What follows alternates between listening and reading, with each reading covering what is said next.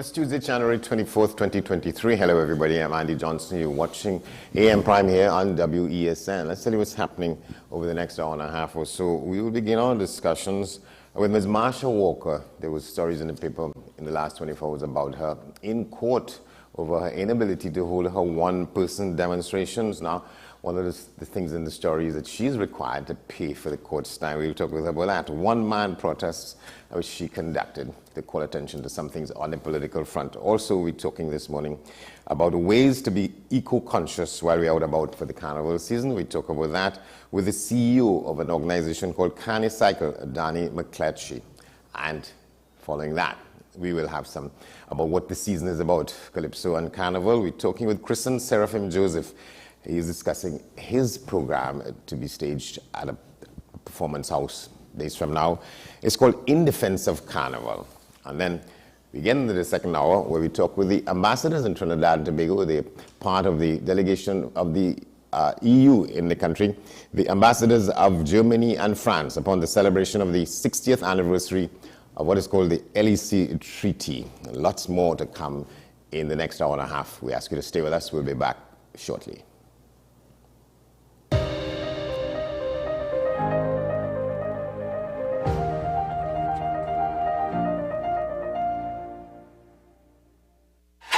FanZone, your reliable, authentic supplier, has just gotten better. You can now visit our website www.fanzonett.com for your authentic wear and collectibles. The only place where you can use both your Visa debit and credit cards. Visit our website fanzonett.com to make your purchase today. The best laptops and tablets are at dbesttoys.com. Get a Gateway 14.1-inch Ultra Slim notebook or an HP 14-inch laptop at the best prices in TNT. Get the Fire 7 tablet for $474. You can also shop the latest Amazon Fire Sticks. Call now at 32-DBEST to order or visit us in-store at Forces flagship MacBean. Shop online now at dbesttoys.com. Free delivery available throughout Trinidad and Tobago. Cash or links on delivery. Take some time for yourself or spend some time with the family at Sandy Point Village Hotel. Enjoy our various studio and suite apartments, self-contained with their own kitchenettes and Wi-Fi. We also have our famous 100-foot swimming pool and our beachfront restaurant, the Steak and Lobster Grill. And our location in Crown Point puts us near the center of activity from the nylon pool to the local nightlife.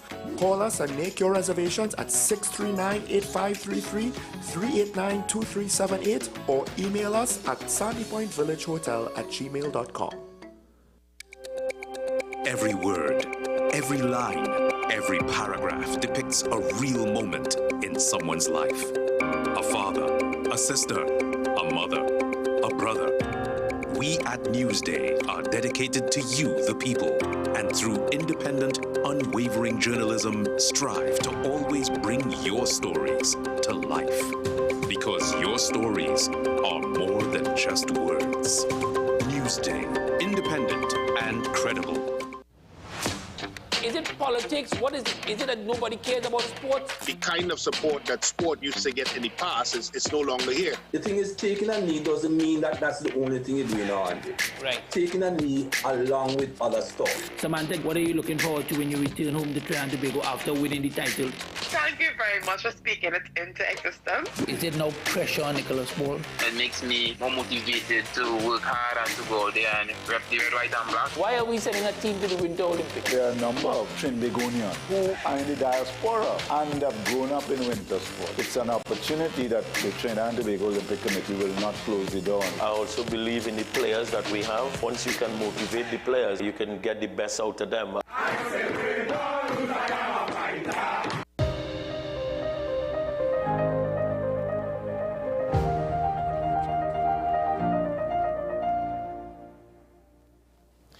Welcome back to the program. First up with us this morning, Ms. Marsha Walker. She was a candidate for the United National Congress in general elections past in the constituency of Diego Martin West. Well, there were stories in the paper in the last 24 hours in which, well, one headline says she has to pay the court for taking the matter to court for interpretation of what constitutes a protest, what constitutes a one-person process and whether or not that required getting permission from somewhere. And she'd been challenged on that on a number of occasions, saying that she had to get permission from the Commissioner of Police. Well, she took the matter to court, and it's in an interesting decision. The court is asking her to pay for the court's time in the matter because they say these things don't need that kind of interpretation. Well, how then was she challenged on that in the first place? Ms. Walker is with us. Good to see you. Hi, thank you for having me. I'm so happy that you've seen that it seems to be quite obvious. Because, you know, of course, when the opposition says it, it comes across as though we're being mischievous. So I'm happy that you saw it. All right. So what's your response to the decision in the court? Well, we have appealed senior counsel, Aaron Ramlogan. He is leading the team. We have appealed. Obviously, we believe that it doesn't quite make sense. In fact, one piece of evidence that we would have submitted was a letter from the TTPS saying that I did need permission.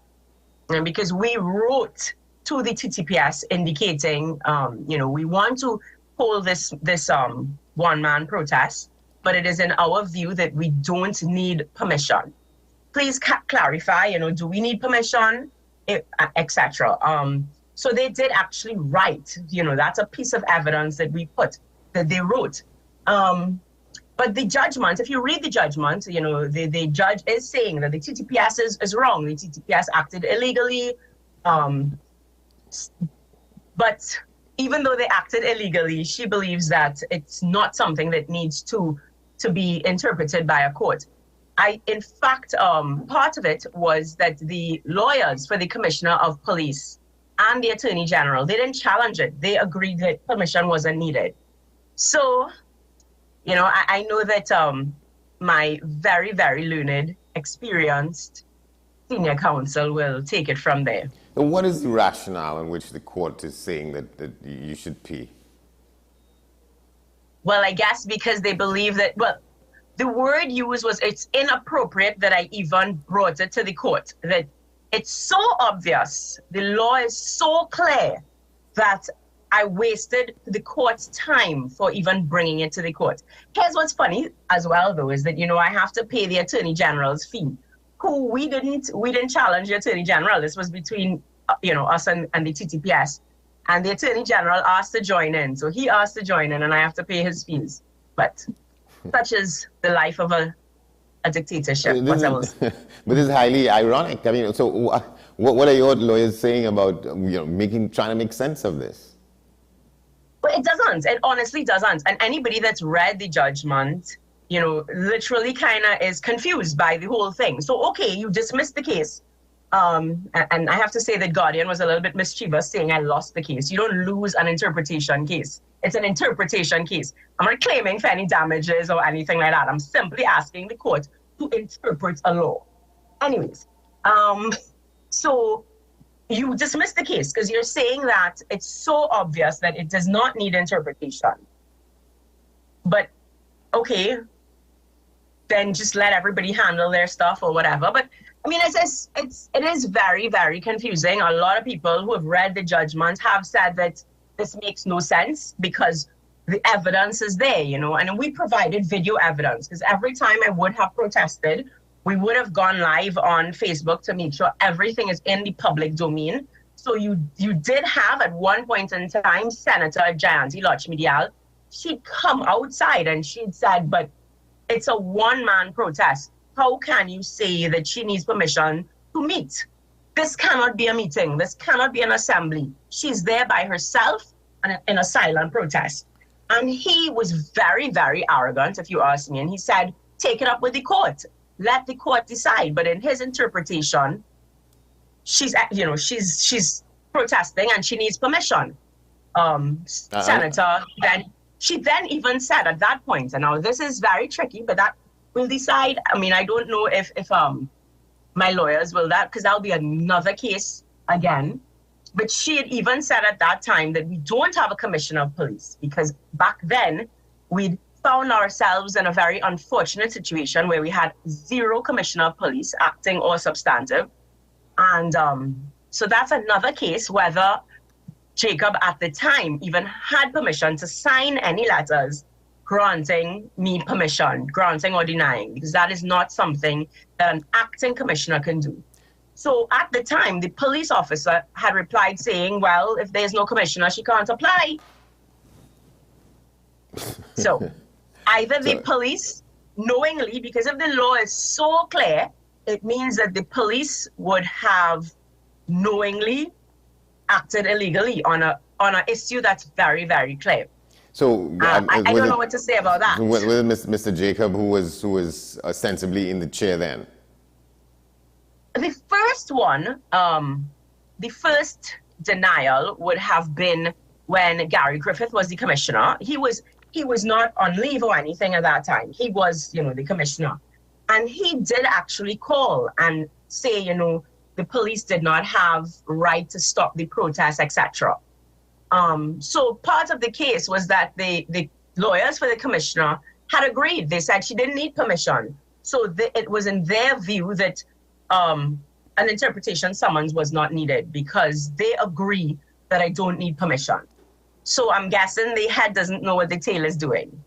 And so this was on subsequent occasions when you went back. Yes. So by this time, the person in the chair as commissioner, acting commissioner, had changed. And it's not the same officers who came to It's the same officers. It's always been the exact same officers. In fact, it was the same officers even this Friday. I know them by heart now. All right. So, and just give us a sense of what were the things you were trying to call attention to, and it was outside the Red House, in front of Woodford Square. The first time I was challenging. Remember, David Welch had tried to hold a motorcade. Yes. And they had stopped it. And the UN had recently put out a letter warning countries against using state of emergencies to quell dissent.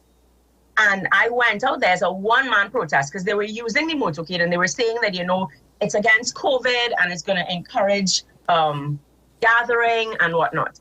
So when I went out there, I went by myself. I went with placards, so I wrote out everything because I wanted to prove that I wasn't gathering, I wasn't even speaking, so there was no threat in terms of COVID violations, etc. So when they stopped me, I basically said, well, look, I'm proving that you guys are not really interested in stopping COVID. What you're trying to do is stop our voices. And so that was the first time. I mean, that protest didn't even last a few seconds, maybe 5 minutes at max, because they shut it down right away. The next time, so the first time we didn't have a state of emergency yet. The second time was a state of emergency. And again, I had reasoned with the officer and I told them, I even quoted, the specific, each state of emergency must accompany specific regulations. And I told them even during the 1990 coup, there was nothing in the regulations that prohibited protesting because it is such an important right of a citizen of any democracy to be able to protest. So I showed them that even in the 1990 coup, protesting was not prohibited under the specific SOE regulations. He didn't want to hear me. He dismissed me. And now, and bit by bit, it just kept going. But during that time, it was to say that you are infringing on our democracy. You are infringing on my right, because at that time, what was happening was there was a consistent, concerted effort to stop protesting, now this was 2021. And now with the president, this new president and everything, bit by bit, we are seeing our democracy totally taken away from us. And that is what my challenge was back then. It was a fight for, you cannot silence. If I want to stand in front of the parliament and raise my voice and speak out against mandatory vaccines or whatever it is I want to speak out about, that is my right. And that is basically what we were challenging then. It was, I think I got actually the pictures on my wall because that made the news, where I had a big X on my face at the time. It's stuck down. And I had a big sign, Stand for Democracy. And the X represented, you are trying to silence our voice. And so at that time, the specific fight was our voices must be heard. You know, you cannot tear gas us. You cannot threaten us with arrest. You cannot use this kind of force, you know, and fear to keep us silent, you know, to keep us from exercising our democratic right to disagree with the government. That is our right. Yeah, so it's one thing to come up and to come out and stand in front of the building, so between the building and the square, but apparently it's another thing to have a placard or so and hang it on the fence and so on. So they're two separate things. Okay, so the thing about it is that a placard, according to him, makes it a protest. So if I'm just standing there, I'm standing there, maybe you could charge me for loitering. But his issue was protesting, and you can hear it in the video. He's saying that I'm not allowed to protest, and that was what the battle was. You cannot stop me from protesting. You cannot. There is no law against protesting, which was what the entire case was about.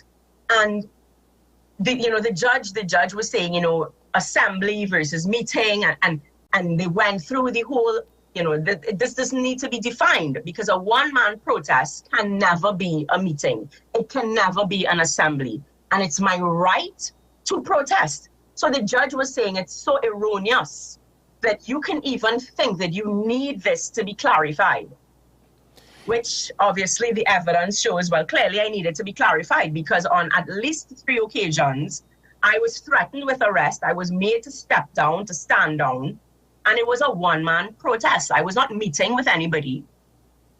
All right, so I was protesting, my right to protest. And that was the final time when they charged, when it was because I was by myself. So there had 9 other people behind me, and they were saying, well, look, you're meeting. So the 9 other people left. And I said, they're all gone. They are no longer here. So I picked back up my sign, and I said, now it is very clear that I am by myself. I am picking back up my sign. It is now a one-man protest. He wasn't hearing it. That's when he said, if you come back here again without permission from the Commissioner of Police, you will be you'll be arrested. So it was very clear that he was stopping me from protesting. And I mean, I'm baiting him into, you need to decide. I'm protesting. I'm not assembling. I'm showing you it's me alone. Because the whole point was to demonstrate to the TTPS that you are silencing a constitutional democratic right to protest. We understand the substance behind needing permission to assemble, because, okay, if it's 10,000 persons, you know, we want to make sure that the police are there to ensure safety and order. But this is a one-man silent protest, so you've gone totally out of why the law was created in the first place. And so you think this is just like, these were just cases of simply overzealousness on behalf of a police officer or a couple of them, because sometimes we may want to read more into it, that it may have been coming from somewhere. But if you say that at least on one occasion the then sitting Commissioner of Police was saying that there's no reason to stop this because there's nothing to stop it, where do you think that is coming from? The person in charge, you know, I said it, right? And I called out. I said, Dr. Keith Rowley, you are the person in charge. So even, I mean, somebody needed to have a meeting. If this is such a clear law, you must have seen what was going on. It ended up in the newspaper. It ended up in the media. Surely your team must realize that, okay, your officers are acting illegally, because the judge said it. The judge used the words illegal. They acted illegally, right? So if you know that this is happening, and it's funny, right? The Prime Minister talks about being the chair of the National Security Council and all that. He says that all the time, conveniently. Yeah. So now, make a stance. You know, write to your commissioner and say, listen, you need to issue a letter, do whatever, however your communication channel works, and say to your officers, what you're doing can get us in trouble with the law. You are opening us up to an onslaught of litigation, because, I mean, now that the judge has indicated that it's such a clear law, We have Victor Roberts, who was stopped just a few months ago when he was having a silent protest outside of Hall of Justice. Yeah. So his lawyer can very well use my judgment now to say the TTPS acted illegally and they must. Well, they have to take some kind of a reckoning, but it feels like you should be encouraged to carry on. And you want to do that, carry on. Marsha Walker, thank you very much. Before I leave, I just want to wish Go ahead. The family of Faisal Kurban a happy birthday to Faisal in heaven. Today would have been his 57th or 58th birthday. So it is a bittersweet day, and I just wanted to make sure that I use my platform to keep the divers in the national conversation. For people who don't know, he was one of the unfortunates in that tragedy. Yes. At Paria. So I just wanted to use the platform to make sure that our divers are remembered. Thank you very much, Ms. Walker. Carry on. Okay. Thank you for having me. All right, as we head down to the bottom of this hour, let's just take a quick look around the region. We're going to Jamaica, where they are currently investigating multi-million-dollar SSL frauds. We have a report from TVJ about that.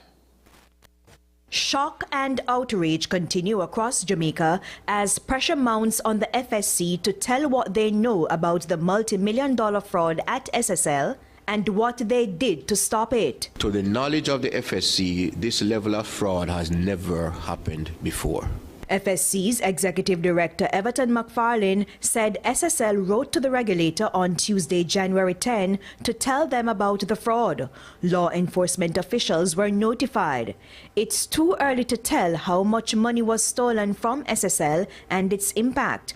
As the temporary manager conducts an assessment, details will become clearer. But what about the red flags? In its own report, FSC labeled SSL as a problem institution displaying a culture of non-compliance and mismanagement of client funds. The term problem institution, should not be construed with an institution necessarily at the brink of insolvency or in dire financial straits. That may be the case, but so the term problem institution is reflects an overall assessment by us as to certain conditions that may exist and that require remedial action. There were no details on directives specifically issued to SSL, nor did the FSC say if those directives were followed. And what about the audit reports? What did the trend analysis say? Were there any issues raised by auditors? Those audit reports are not the subject of ordinary public disclosure, and there are certain confidentiality restrictions we have to respect, and those matters are also, subject to the larger comprehensive investigation that is taking place. Mr. McFarlane insists that theft is taken very seriously in the financial sector and mechanisms are in place to detect and limit the scale. And for those who don't know, that is the company that is involved in this question about where has the money gone, and the money belonging to Olympic great Usain Bolt. So some millions from his money is gone. That's the investment company in which it was. Well, we're going to take a break, and when we come back, we introduce something in the program we call Tip Tuesdays, and we're talking about waste management for Carnival 2023. So stay with us.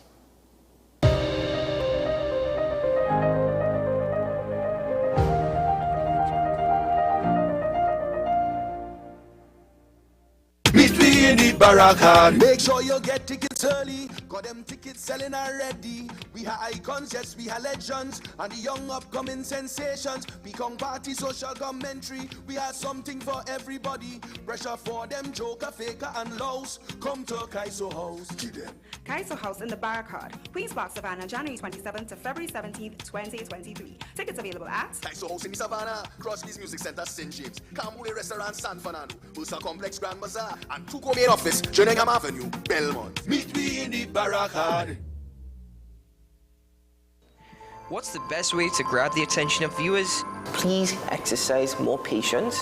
You have to be kidding me. Doing what we do best. I'll say at the very least it's a conspiracy of laziness against the people. Join me, Keaton Shaw. And me, Sean Michael Small, for Talking Point. Weekdays from 8 a.m. to 9:30 a.m. We go in depth on the trending issues and engage the most controversial newsmakers as we get them to account to the people for their actions. You can't go to the government with nothing. You can't go to cabinet with an empty hand, with a wish. I'm glad that we're having this a sober, mature discussion. In the present situation, I expect a continuation of the chaos. Join us for the discussion, Mondays to Fridays, only on WESN, the content capital.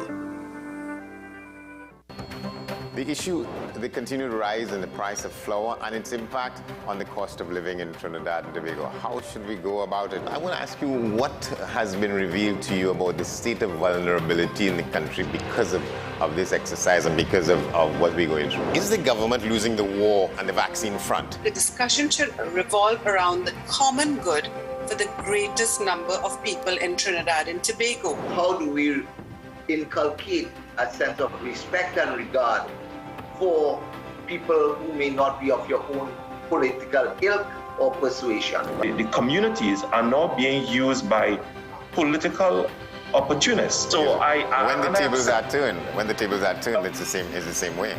Okay, this has been 10 Questions. I'm Andy Johnson, and we'll see you next time.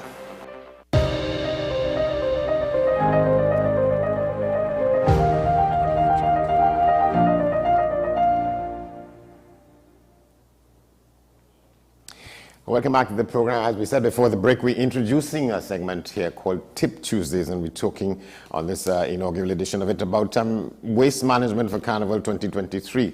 And to help us go through that, we're joined now by the CEO of this organization called Carni Cycle, Danny McCletchy.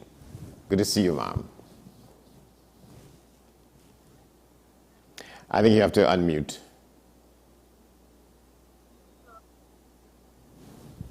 You there now? Good morning. Good to see you.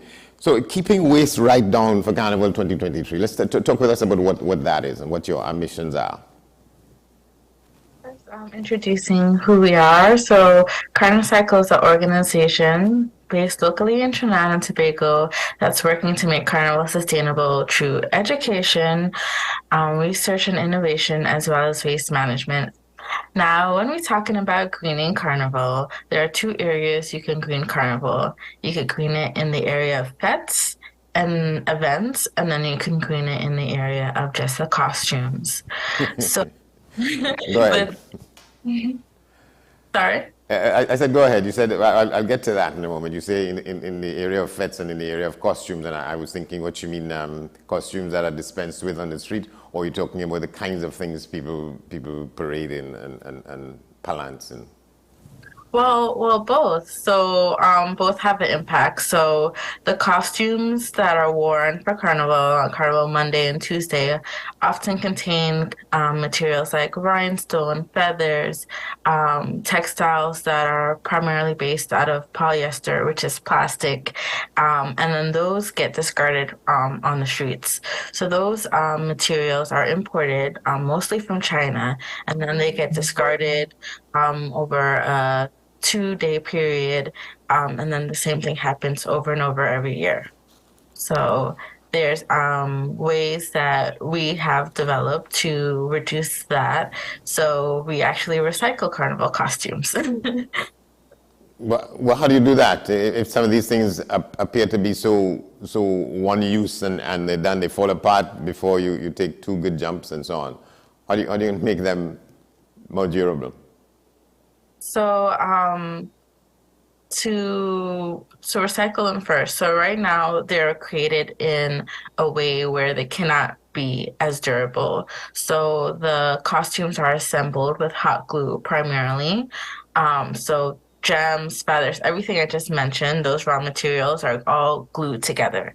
So a little bit of rain, a little bit of heat will activate the glue and the costume will fall apart after jumping up all day. So they're not from inception designed to be long-term. Some costumes hold up better than others. So the designers will really have to go back to the drawing board in terms of redesigning a costume that is multi-purpose.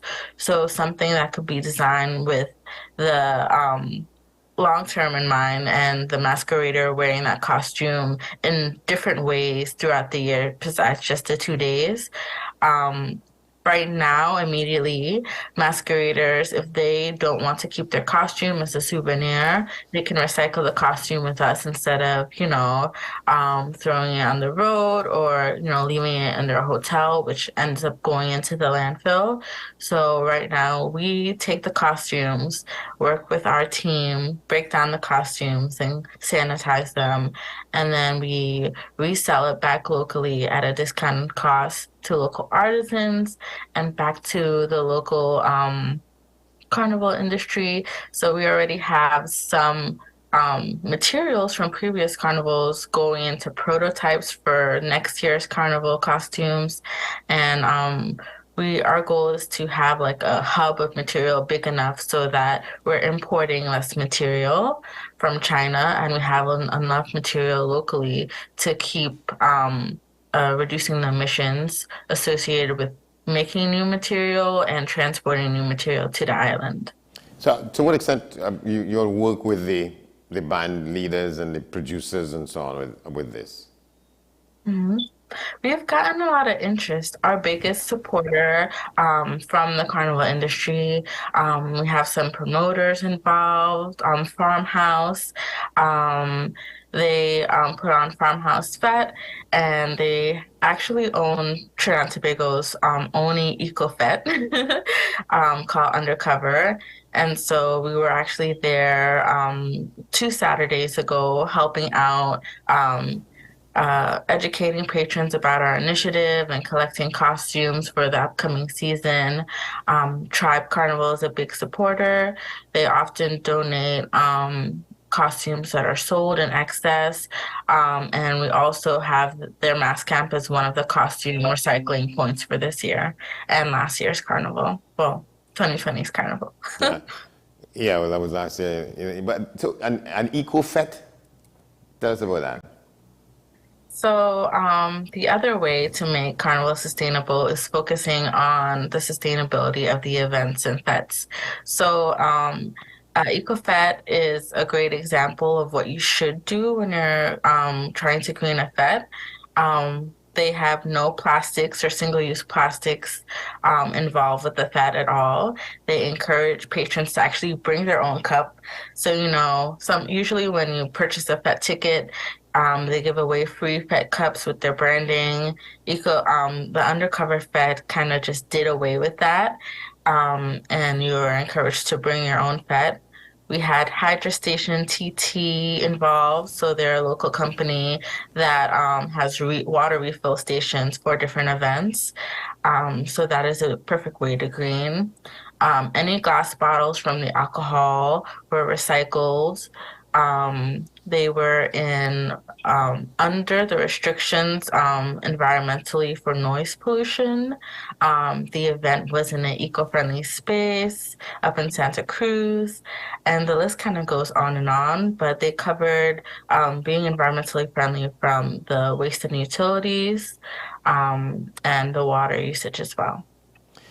To what extent then you get support from the promoters and the band producers on an initiative like this? Or was it tough working with them to get some level of understanding? Mm-hmm. It is for some and isn't for others. We're still very much emerging, although we've been in operation for 3 years.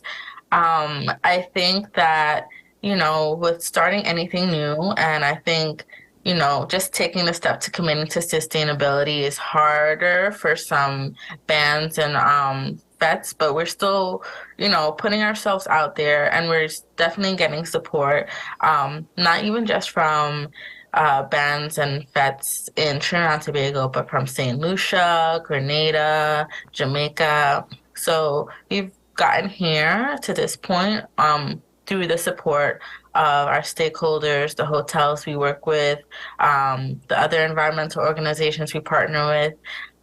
So we've definitely gotten a lot of support. When you talk about these other countries, I mean, so you all have a presence there, or you just work sort of in the virtual space, try and get these messages and that kind of consciousness abroad in other countries? What's your relationship with people in these countries that you talked about? Yeah, well, you know, although Trinidad and Tobago has the greatest show on earth, you know, we're not the only country or island with a carnival anymore. So we thought that, you know, this message needs to be spread out to every, you know, country or island that has a carnival. So we've done our recycling campaigns in Jamaica Carnival, Barbados Carnival, and Miami Carnival, and obviously Trinidad Carnival. And well, Tobago Carnival last year. And this year we plan on expanding to St. Lucia Carnival, Toronto Carnival, and, you know, we're doing Trinidad and Tobago Carnival again this year. Toronto's Caravan and probably New York's Labor Day and so on. Yes. How did you, are you just sort of overall a conservation kind of person? How did you come to this point in the road? Mm-hmm. Well, by profession, I am an environmental engineer. Right. I did go to school for chemical engineering, and then my profession is a sustainability engineer on the field. So for my company, I manage 16 manufacturing plants, helping them divert their waste, water, and energy. 16. And then my co-founder also is Luke Harris.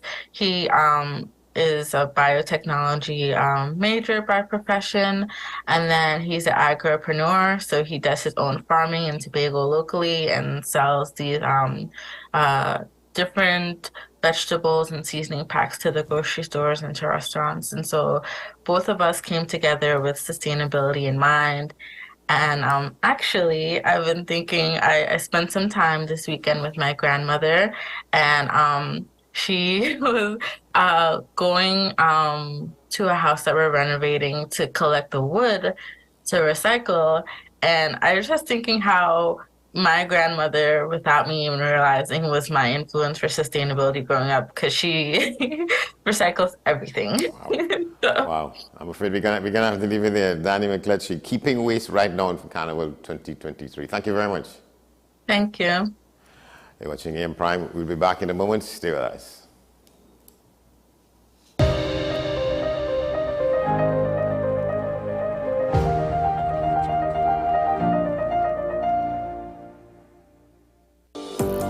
Join me, Sule A. Joseph, as I delve into the day-to-day psychological issues plaguing our society. We will discuss behaviors that encompass the biological influences, social pressures, and environmental factors that affect how you think, act, and feel. Sight, Thursdays at 11:30 a.m., only on WESN, Content Capital.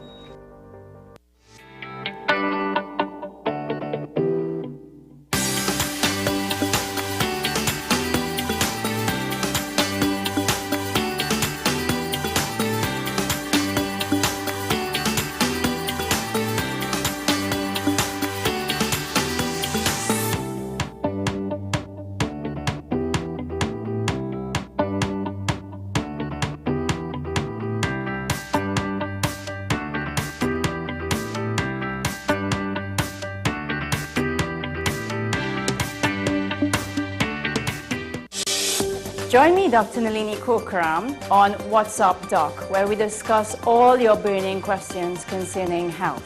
Trinidad and Tobago is among one of the highest risk group of patients that develop this form of genetic breast cancer. What I'd like to take home from a short interview like this, screening. You must screen. Because it's silent. It's silent. Yeah. And because it's silent, you don't know it's there. What's Up Doc, every Tuesday and Thursday on WESN, Content Capital.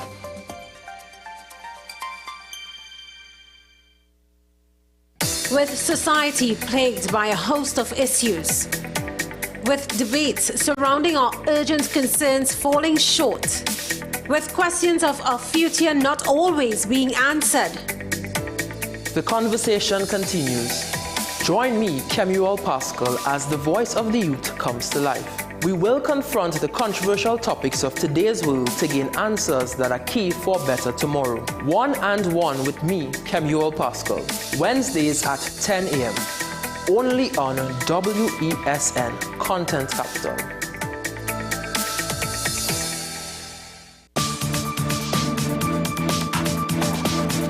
I am Rondell Donowa, attorney at law and host of Strictly Legal on WESN Content Capital. Strictly Legal is a legal program geared towards informing you, the public, of your legal rights, responsibilities, and remedies. So be viewing Thursdays, 10 a.m. to 10:30 a.m. Living in victory every day. Inspire, motivate, encourage, hope. It's about topical issues. It's about everything that you would want to know about hope, about life. At the end, you're going to say, yes, if he can do it, I can do it too. If she can, I can do it too. No matter what they say, living in victory every day. Nicole Lawson Live, living in victory every day. Every Sunday at 8 p.m. and Wednesday at 4:30 p.m. on WESN.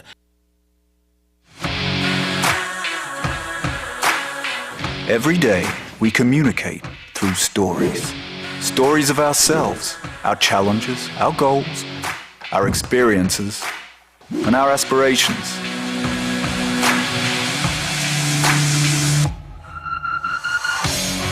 Storytelling is an art that we have mastered.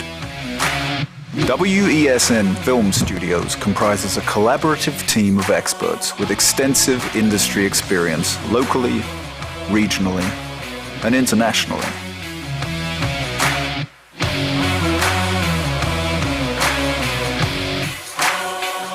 The ability of your business to successfully communicate with your preferred audience depends on the strength of the stories you tell. Your vision should be communicated in a high-quality, professional, and creative way.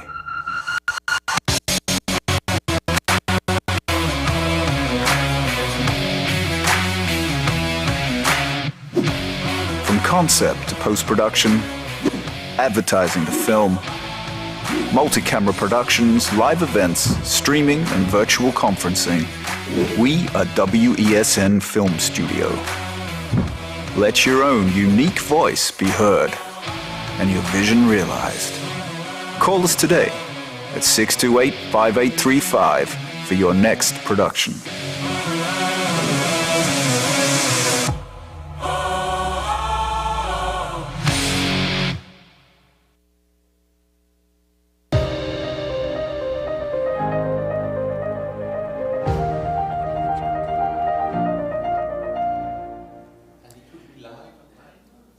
Welcome back to the program. In studio with us now, the ambassadors in Trinidad and Tobago. They're part of the team at the EU mission in the country.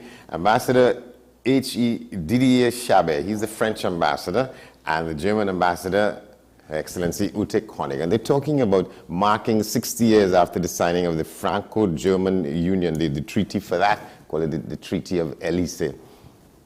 Did I get it right? Good morning. Good to see both of you. Good morning. Thank you very much, Andy, for having us. We are here to talk about the German-French friendship. We are celebrating it with a special concert in Napa tomorrow. And we are celebrating the Diamond Jubilee of the Elysee Treaty. The treaty was signed on the 22nd of January 1963. And it's a treaty to seal the German-French friendship. We have been countries that had a dark history before. We had 3 armed conflicts within a century. We had millions of dead people. So it was very important for our politicians to open a new chapter in relations between our 2 countries. The treaty was signed by the 2 eldest statesmen, Charles de Gaulle and Konrad Adenauer, 60 years ago. And they laid the foundation stone, and they made it clear that they do not just want to have a relation between politicians, but what's most important in this treaty is that it gives a broad basis for cooperation in many fields, and it involves the people. All right. Ambassador Chabet, No, I fully agree. This was a very important treaty because it gave the impetus to the development of the European Union, and you know that a lot of the key initiatives for the strengthening of the European Union came from French-German initiative. For example, the European currency, the euro, was a decision taken by President Mitterrand and Prime Minister Helmut Kohl. So all the big developments in the strengthening of European spirit and European Union was thanks to the dynamic which has been given by the Treaty of Élysée and the French and German reconciliation. Because what was quite unique in this treaty, it was not only a treaty involving government but also the people. You can imagine that more than 9 million of young people has taken part to exchange these programs between the two countries. So it's an important sign that this reconciliation is not only something decided by the government, but something which has been an important part of their life for a lot of the young people and the current population of France and Germany. Yeah, you know, the German diplomat whose name sticks in my head most is a man they called Hans-Dietrich Genscher. Where was he in that? Well, he was our longest-serving German foreign minister, so he was also a beneficiary, but he came after the signing of the Élysée Treaty. But he was always working in close cooperation also with his French colleagues, and all the German and French embassies, we are always tasked also to deepen our cooperation.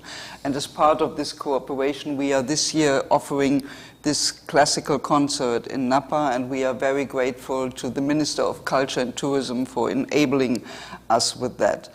But as Didier said, it's more than just politicians, diplomats, and people. We are also seeing a lot of cooperation in the fields of science, of economy, and development. And for young people in Germany and France and in the whole of Europe, the European Union has been a peace project, and this was also co-founded by Germany and France, and that's also why the horror has been so deep when Russia started its war on Ukraine nearly a year ago. And also in this regard, concerning diplomacy, the German Chancellor Olaf Scholz and the French President Emmanuel Macron are closely cooperating.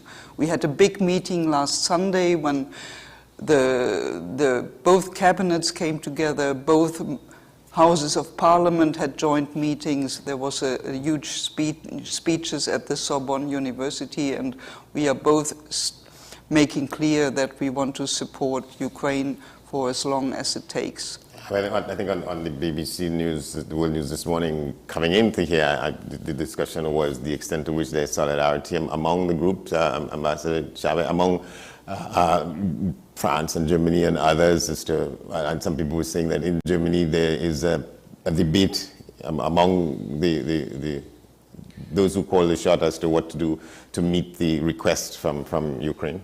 Well, it's a difficult decision we have to take, and so debates are the cornerstone of all democracies. Yes, we have debates, and we have not yet taken the final decision on all the weapons, but we had a huge meeting on Friday in Germany in the US-based Ramstein, where over 50 countries that support Ukraine were coming together and deciding on new measures. But of course, all these decisions have to be taken also not just between Germany and France, but within the framework of NATO that's involved with the US. So decisions involving peace and war and the loss of lives always take some consideration, and the press is sometimes pressing harder for quicker decisions, yes. And it's the responsibility of the politicians to think deeply. Yeah, that's Ambassador. And France is also committed to support Ukraine, also providing some arms, but we have, of course, some limitations, which is the arms which we are now providing to Ukraine must be defensive. We think that Ukraine is victim of an aggression. Ukraine needs to have the means, military means, to set up the invasion, but what we will provide to Ukraine in the current context will be defensive weapons in order for them to be able to defend themselves against the Russian army which is invading the country. But I want once again to focus on the message of the concert of tomorrow. It's a message of peace and reconciliation. It's a concert to prove that arch enemies like France and Germany are able to engage a process of true friendship. And this is a message of hope and optimism that we want to promote tomorrow with this concert. And once again, I think it will be a message of optimism also for the people of the regions that the peace and a lasting peace solution is what we need now. We need it in Europe, but also in other parts of the world. And but it will not be more than that. It will be also an occasion to enjoy a wonderful musical moment together. So I hope, and I will say to all people of Trinidad and Tobago, come with family, come with friends and enjoy the music. Of course, it's a music a little bit different of the music of the carnival. No soca, no calypso, it will be classic music, but you will enjoy it. It's a fantastic concert with a fantastic orchestra, the National Philharmonic Orchestra of Trinidad and Tobago, and you will enjoy so much the concert if you come, because music is universal and the message of music is simply fantastic. But it's, you know it, because here in Trinidad and Tobago everything is music. So there's no issue about the solidarity that was formed over 60 years among these two countries, right? There's nothing that challenges that. No? Is there anything that challenges the solidarity which came out of the signing of this treaty 60 years ago? Oh, well, in 60 years of a close partnership, I think everybody who is together with a partner knows that you have ups and downs. But the important thing is that you talk about it and that you resolve these situations. And as I said, this is a diamond jubilee, and there are very few partnerships in the world that can celebrate diamond jubilees. Normally in a marriage you're glad if you reach a silver jubilee. Yeah. So I think we are looking back at a very, very successful cooperation that also led to visible results in our close neighborhood, and we also see it on the economic front. We have the Airbus and the helicopters that were developed. We have close cooperation in the fields of science and technology, and so this will continue, but as you know, there are always ups and downs. My chancellor said on Sunday that the German-French friendship is a motor, but he also admitted that the motor had stuttered a bit in the past, but it's well oiled and it keeps on running and running. If you know German cars and also French cars, they are very good and keep on running. Yeah. Ambassador Chabi, you're going to get the last word. Yes, and you know, we are now in a world which is more and more difficult. We are facing huge challenges, the war in Ukraine, climate change, and the French-German relationship is of key importance to tackle these issues, which are of key importance not only for Europe, but also for European partners, like the partners we have in the Caribbean region, and especially, of course, Trinidad and Tobago. So it's important. We need to focus on now, together with Germany, on the challenges which are common challenges for all the world population.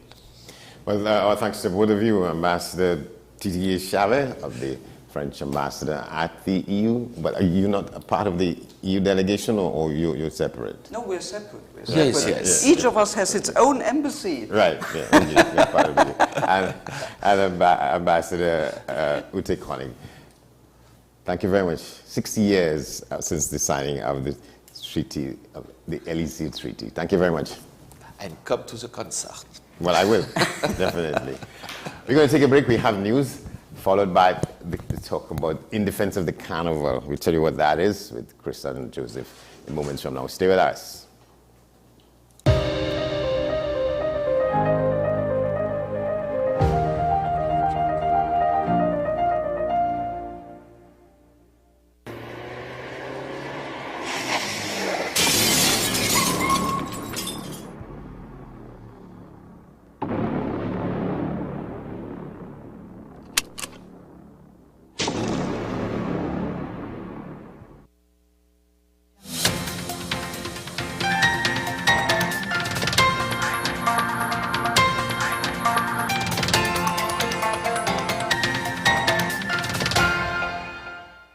Here is your WESN News on the Hour. I am Denise Martin. Thanks for joining us. Here are the headlines. Opposition MP advocates for better conditions for Brasso Venado students. Former government minister weighs in on RIC proposed TNTech rate increase. 25 arrested in Dabadi for gambling offences. And internationally, Japan Prime Minister says country on the brink due to falling birth rate. Now for the details. Tabakit MP and Shadow Minister of Education Anita Haynes is continuing to fight for schools that are still inaccessible due to bad roads. Within just mere weeks of the new school term, the Tabakit MP raised this issue. I had the cause to raise 3 schools in my rural community who they were unable to open because of access roads.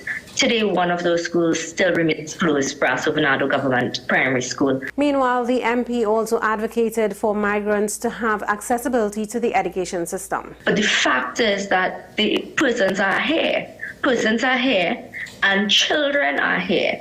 And with the absence of a robust system, we must assume that they are here at the very least in the medium and long term. What happens when these children are left out of the education system?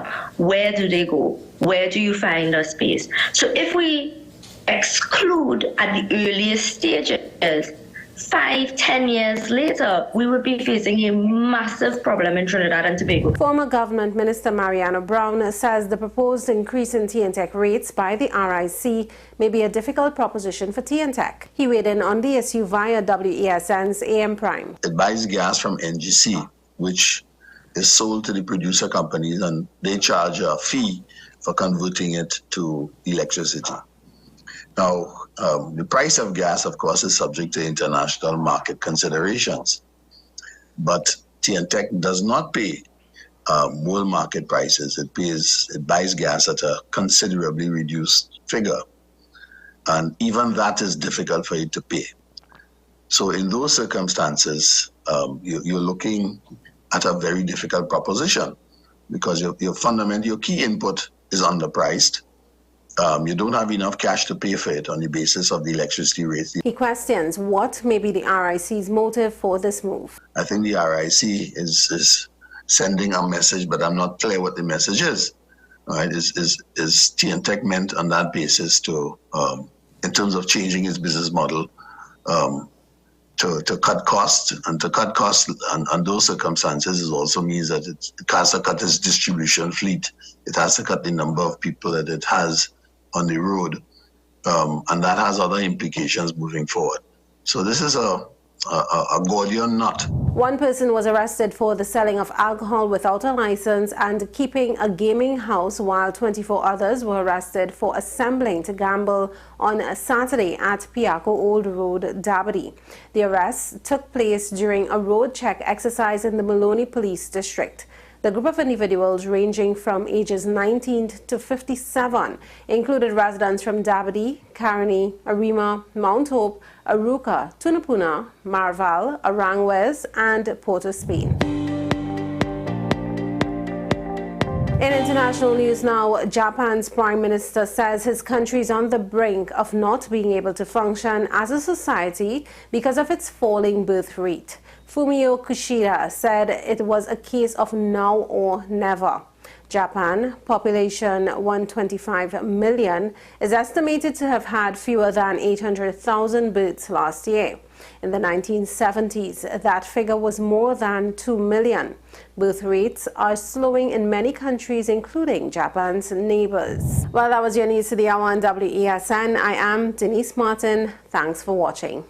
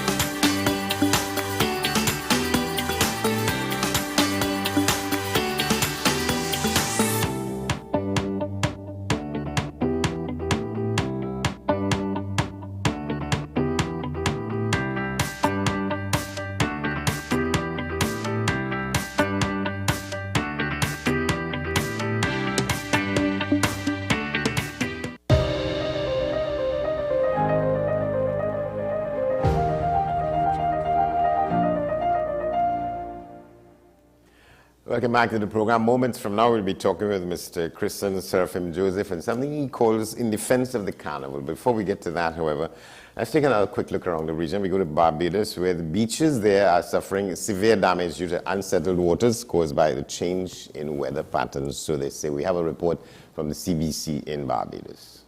What needs to be borne in mind is that what we're going through now is what we will call the winter swell period.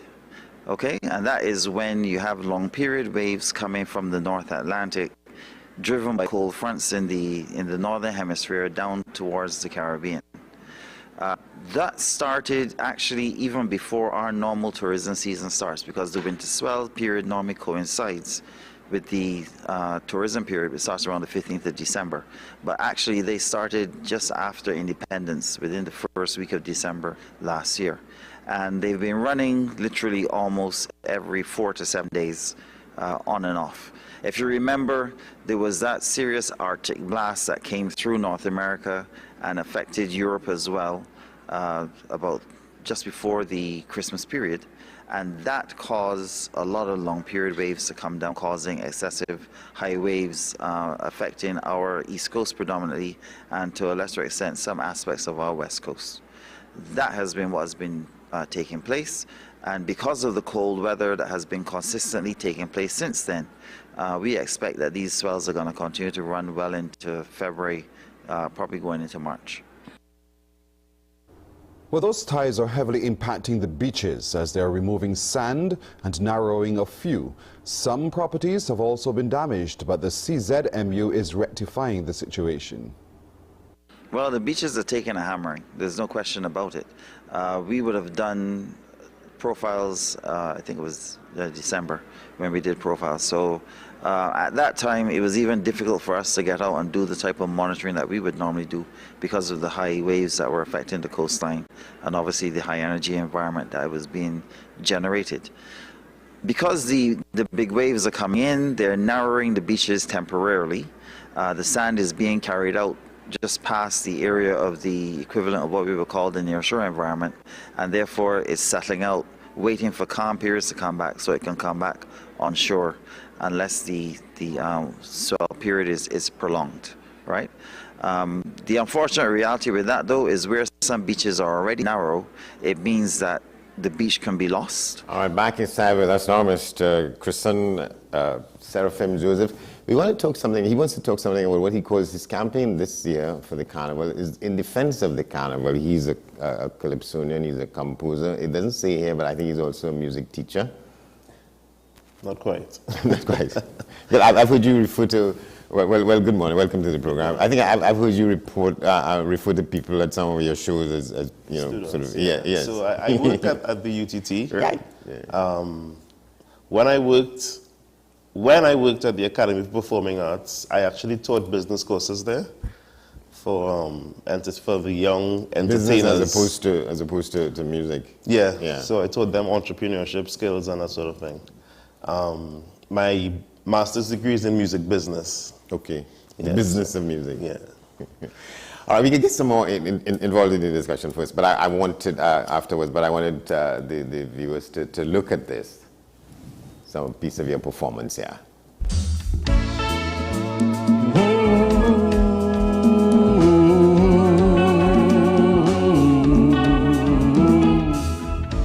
Everyone trying to explain it will never be again the way it used to be before we do this thing virtually. And though I don't want to be the one refusing to move on, I'm still trapped in the memory of doing things physically. I need one more chance to hug up. When we get real close, I feel drug up. One more chance to hold your waist and wind up face to face. One more Juve sunrise shining in the woman's eyes.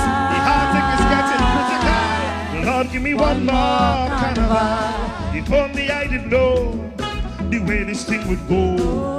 The carnival would pass, I would have really made me mass. Every single jump would touch the sky, because this music makes me high. Bumper would surely touch the ground, as my spirit is heaven bound. I need one more chance to hug up. When we get real close, I feel drug up. One more chance to hold your waist and wind down face to face. One more Juve sunrise shining in the woman's eyes. The heartache is getting screwed. Lord, give me one more carnival. The spirit is strong, they can't hold me down. Our ritual is culturally vital, even virtual. Believe carnival, Yanda at all, is much more than just bacchanal. You see, my next carnival. All right, so that and more, we are in. That's what is ahead of us this weekend at the Little Carib Theatre. At the Carib, looking forward to it. So that particular one is one of my original compositions. For the show, I think I'll be doing 4 of my own songs. That one, of course, being one of them. That one called "One More Carnival," and that one was penned while we were all waiting to see whether or not we would have one more carnival. You're waiting to inhale, to exhale. Waiting to exhale, for sure. And, you know, just the whole idea of that angst and waiting to actually have this opportunity and what we would do when we had it again. And so here we are, getting to see what we will do now that we have it again. So what are some of the things you didn't do that you would have wanted to do, and what was the state of your anxiety going through that period? So the tagline for the show on Saturday is "Revel in the Ritual." Right. And I think one of the really important parts of the ritual for me that was lacking was the ritual of Juve. And you hear in the song, I spoke about the opportunity of seeing that sunrise. And there's something really beautiful about being in the space and seeing the sun come up on us as a people. So that's something that was one of the things that really I missed. Yeah, and for a lot of people, Juve is the carnival, you know. Yeah. I could understand why. I mean, because so much of the ritual outside of Juve has been not lost, but lost to our consciousness, because it's still there, but we kind of don't really take cognizance of what is happening. We're just there for a good time, you know. A good time is great, but it's still important to understand why we're there and what we're doing. Yeah. And what will differentiate this show from some of the others you may have done over the course of the, let's say, the last 12 months or so? So let me start by what is the same, if you don't mind. Yeah. I think what is the same is that we try to incorporate many different calypsonians with many different styles. And when I say calypsonians, I mean their songs. So we take calypsos from the 30s, the 40s, 50s, all the way up to current. And you saw the instrumentation there. It's a bit smaller, it's a bit more intimate. It allows us to really get into the lyrics and to understand what these calypsonians are saying. So in this Revel in the Ritual, the difference, we get into that now, is that we are really, through that theme, trying to understand what the calypsonian has said to us about this ritual that we call carnival. And what is your understanding from some of that? What we have been told, what they have been saying over the What they have been saying over the years is beautifully wide and varied. And that's one of the beauties of calypso, is that everyone has a different opinion, a different spin, a different take on what it is. So for many people, it is what we said. It's a chance to let go and have a good time. For others, it's an opportunity to consider our ancestry. For others, it's an opportunity to consider what Carnival could do for us as a people, economically, spiritually, in terms of our entire psyche. So there's so many takes on Carnival from the Calypsonians over the years. Yeah, you say what it could do for us, and not Yes. what it is doing for us, or what it has been doing for us. It has done. I think it is doing, but what it is doing now is, A, not appreciated, not being recognized, and I think as such, it's difficult for it to continue to do it and to do it better. What is the basis on which you say that it's not being appreciated, it's not being recognized, and you're saying to the extent that it ought to be? So, I was having a conversation with one of my friends not too long ago, and we were talking about mass and playing mass, and we were actually talking about the mass camp and what a mass camp is today, as opposed to what a mass camp was 20 years ago. Yeah. So a mass camp today, in many places, not everywhere yet, a mass camp today is basically a window where you come and you pay your money and someone gives you a box. And so that removes so much of the understanding of what is happening. It removes community, because a mass camp is a place people went to feel each other's vibrations. Yeah, and spend the night watching people do what they do, sew and make. You're not a mass maker, but if you're standing up there, they call you, come and stick this. Whole night you're sticking that thing. As somebody said, the next one you stick it again. So there's a sense of being a part of making the mass and being a part of recognizing that this mass we're going to play, this is my mass, I make this. Even if your job for the night was, anybody want water, you go and get it. Yeah. You're there, you're like, man, we having a time. When I came to different points, I heard stories over that in the early 70s, for instance, about people talking about whether it's Ken Morris or whether it's the Bailey Brothers, whether it was by the time Barclay came on the scene. Yeah. There were people who went to these places religiously for the duration of the time between Christmas and Carnival, and you come away with a different kind of sense of appreciation of what it is happening. So why do you think that those things aren't anymore? Why those things aren't anymore, I think is,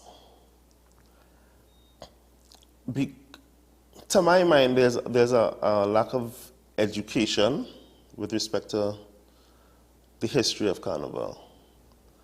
And if we don't understand why Carnival is, how it came to be, then it is very easy to slip into the trap of believing that all it is an opportunity to make $1 and to have a good time. Or to get on the road, well, particularly for women who've taken it over in terms of what you see on the road in these fabulous beachwear. With some decoration. Happy for them to be there, Don't stop.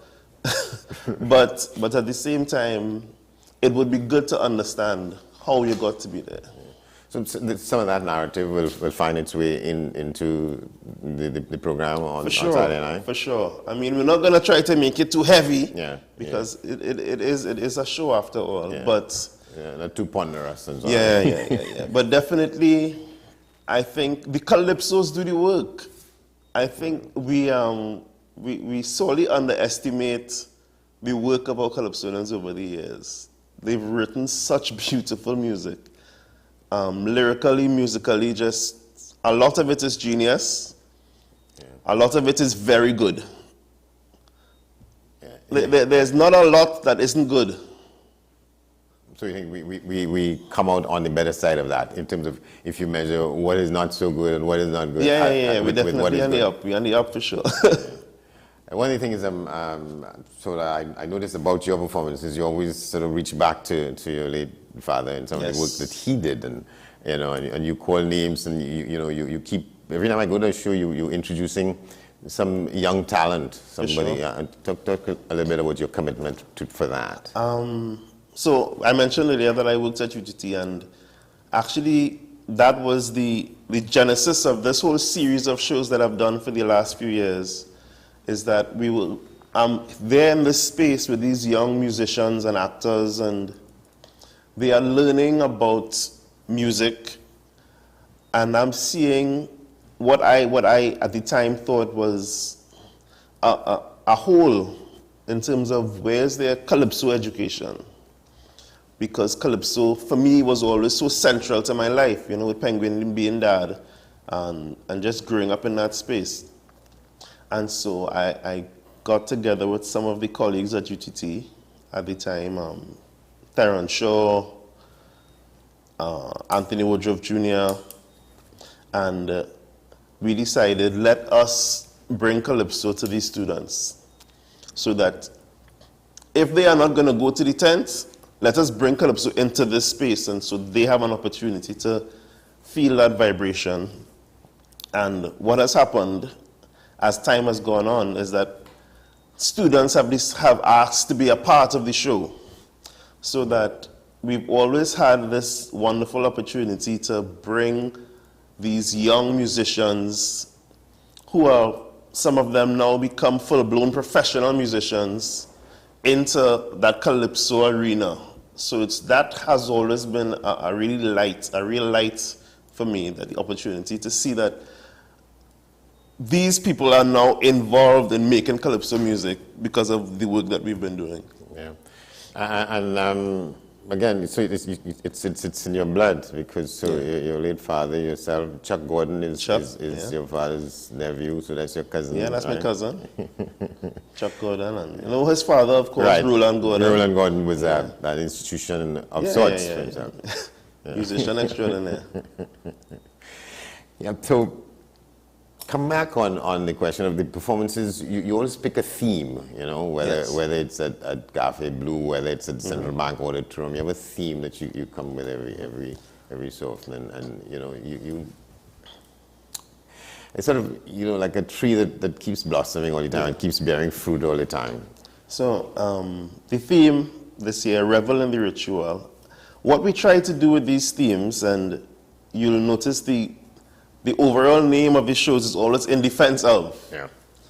And I kind of double play there, insofar as, yes, I am defending the cultural product, whatever it is, but I'm also using defense in the way that an academic would, so that you defend the paper. So what we do here is we're presenting a paper. So the paper is presented in terms of, we have different sections. Yeah. So in every section, I'll say, this is what the Calypsonians have said to us about this. This is what the Calypsonians have said to us about this. And we keep going until we come to a conclusion. The conclusion may not necessarily be, okay, so now you know this is what it is. But it will definitely give you a nice overlook of, yeah, this is the work of some of the Calypsonians over the years with respect to these sub-themes.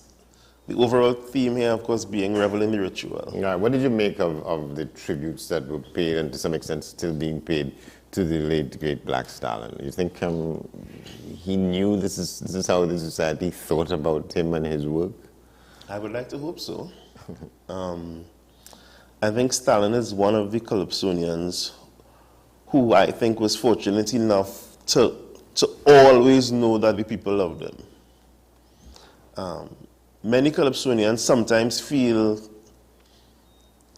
you know, that their relationship with the society is a little up and down, rocky. If I have a nice song, they like me. If I don't have a good song, they don't like me. But I don't think Stalin ever had to deal, well, at least not in my lifetime that I can remember him having to deal with that. He's always been very much beloved. And I think he's been beloved because he always wrote for the people and with the people in mind. Yeah, you know, and say the Mighty Sparrow, who's still around. You have Lord Nelson still around. The Mighty Sparrow, with the band in Woodbrook, is going to be playing a Mighty Sparrow calypso Yes. from decades ago, Starlift, right? Mm-hmm. A calypso that Mighty Sparrow sang decades ago, you know. Yeah, Dante, pick up the Dante Panton, yeah. Arranging for that. Right, Mm-hmm. yeah. And he said the song was a sort of a remaster of it he got from Mr. Wade. Yeah. And that, in a sense, it's a kind of capiche, because he says that two of the Starlift won Panorama 3 times. On 2 occasions, their winning rendition, their winning presentation was a Sparrow Calypso. Okay. And they're seeking to make this a 3rd time, and they choose the Sparrow Calypso. Nicely. An exchange between the Calypsonian and the steel band. And it takes us back to some history there. I like that. Not that I like, but it's interesting that you said the recording he has of this song is a remastered recording. Yeah. A bit of what I'm doing here is also recording music that may have been lost otherwise. Some of the recordings of our music is difficult to find. You have recordings that maybe happened 20 years after the original song. So you're not really quite sure what it would have sounded like before all the electronics and all the drum machine. And so this is an opportunity to kind of hear the music organically as well. Also a tribute to Mr. Waite, and I like that Starlift has that Desmond Waite connection to this song that they're playing. Yeah. So you have a sort of itinerary for Saturday night. Talk a little bit about that, what's on the list and so on. No, I don't want to talk about what's on the list, honest. I don't. You want people to come and experience it. I said, on one of the ads, I said, you're hearing music from Sparrow straight to Marshall, Montana. It's going to be a really lovely mix. There's some rapso in there, there's some old-time kaiso in there, there's some soca in there. And it's all really being very beautifully done and being supported by musicians who I feel I am fortunate to have the opportunity to work with. Terrence Shaw I call him Guitar God. He is absolutely extraordinary. And the saxman, Tony Paul. I mean, Andre Jack playing bass. I've got Nicholas Thomas on drums.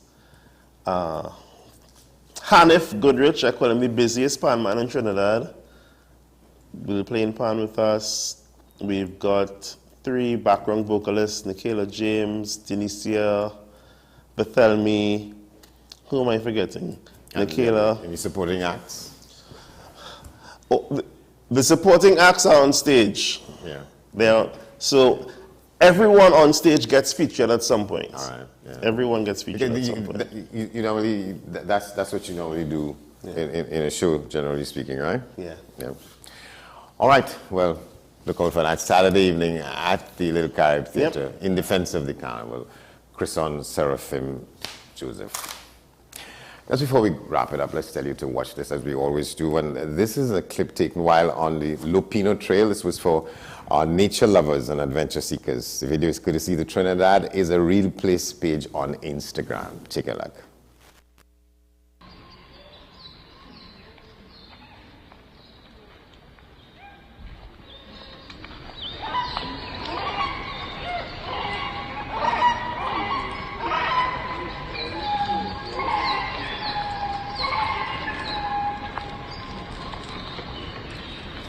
And that's our broadcast on this edition of the program. We thank you for watching. We thank all our guests. We ask you to stay with us here at AM Prime at WESN. In half an hour's time, the guys will come in for Talking Point. That's Shah and Small just after the news at the top of the hour. But for now, we're done.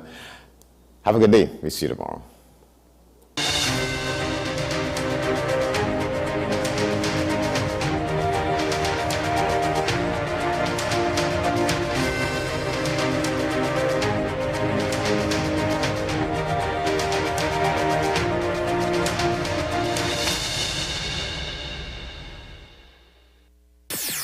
WESN.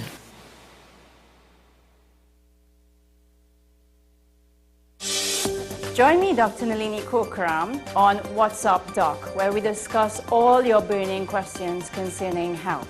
Trinidad and Tobago is among one of the highest risk group of patients that develop this form of genetic breast cancer. What I'd like to take home from a short interview like this is screening.